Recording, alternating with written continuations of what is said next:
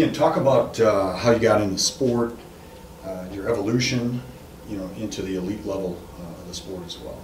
Okay, so I was paralyzed when I was 8 years old in a car accident, and right away, my recreational therapist when I was in rehab at the Sister Kenny Institute, she was a women's Paralympic wheelchair basketball player.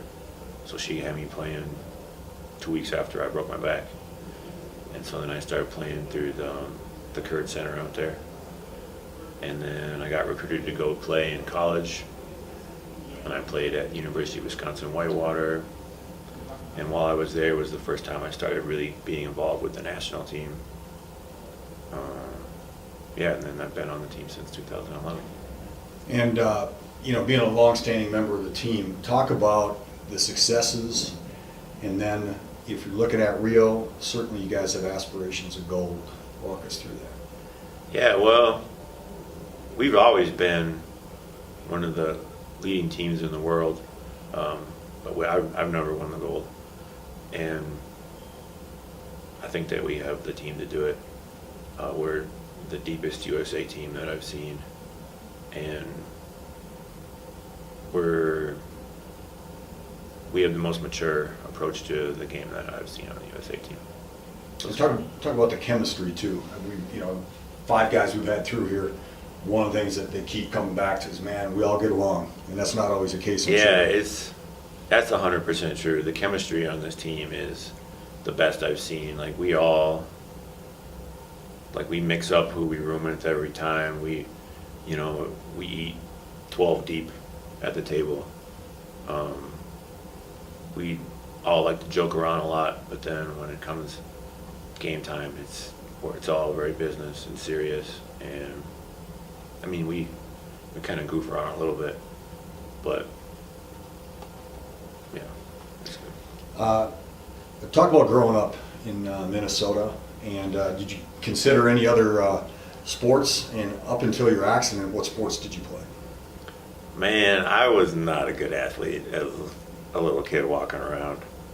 I remember one time I was the goalie, and it was just like the year before I broke my back, and I definitely scored. I tried to punt kick it, the ball, and I scored on myself as the goalie, and I was real sad about that. So I played soccer and basketball. So then, well, I was telling you before that I started playing wheelchair basketball right away, and I guess that's not necessarily true because it was in February. So the sport that was in season was track and field. So I did track and field till I was 16.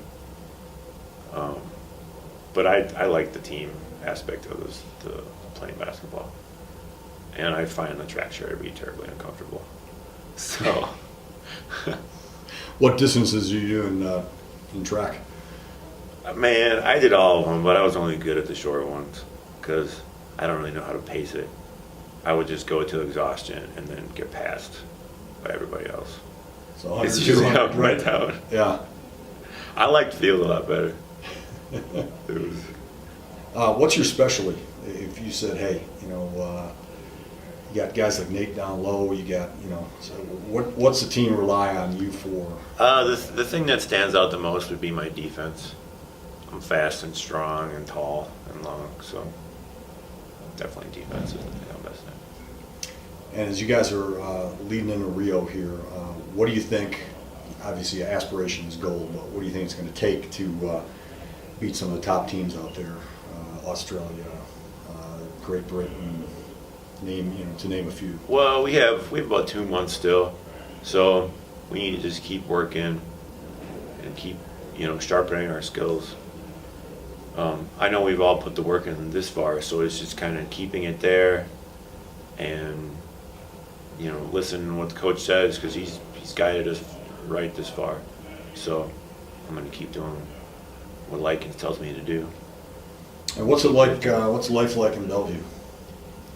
Life's great, man. I work for Dick's Sporting Goods up the road in Newport. I don't even got to get on the highway to get there. It's flexible hours for me because I'm an athlete. It's hot there right now. But in the winter, it's so nice. There's no snow. It's a cool little town, man. There's only like 5,000 people there, and it's right across from downtown Cincinnati. But everybody there is real friendly. I know a lot of my neighbors. It's cool. Favorite basketball player? Oh, my favorite basketball player.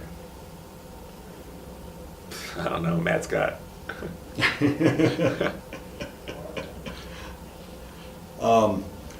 And then what were a couple other questions we had? We had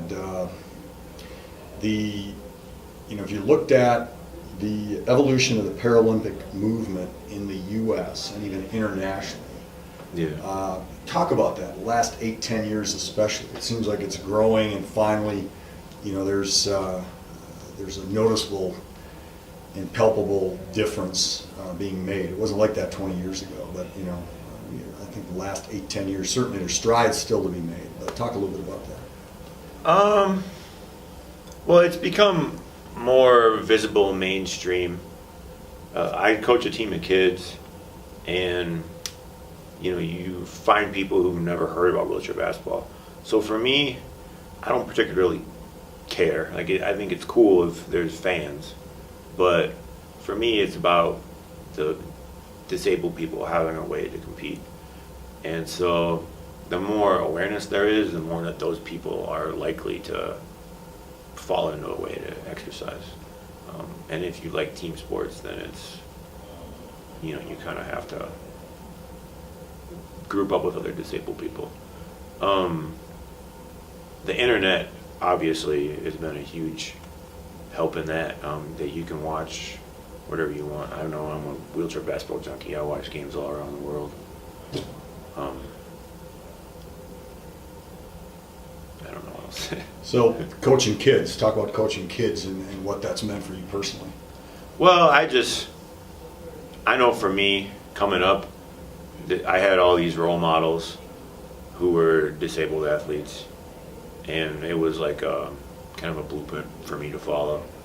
And so I like to give that back, and it gives me personal enjoyment to see them succeed and teach them all the lessons that they need, hard work and sportsmanship and camaraderie, stuff like that.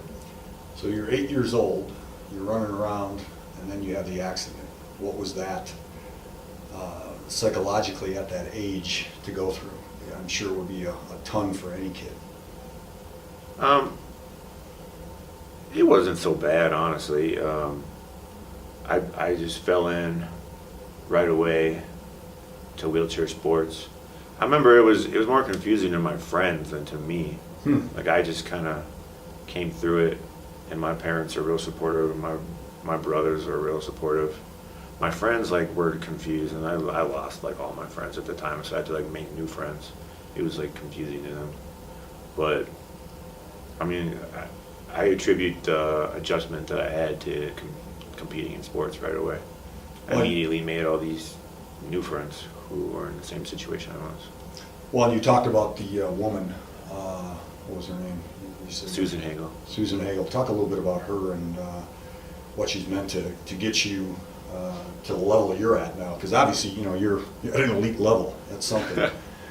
Yeah, it's cool. I lost contact with her for a long time, and just recently,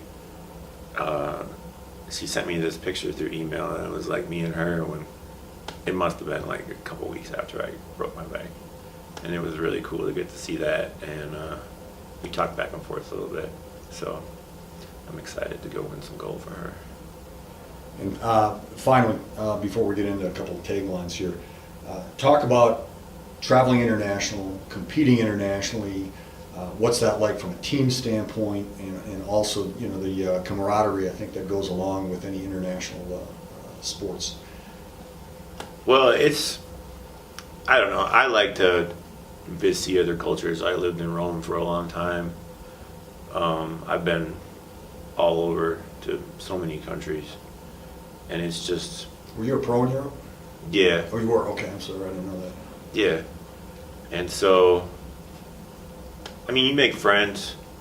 I like to travel and see the rest of the world. It's really nice when you can just write your friend and be like, hey, I'm gonna be here, can I sleep on your couch? And just to, develop different opinions, because the United States tends to be a little closed-minded, I think. So to just open up and see that there's different ways to do stuff is a good thing.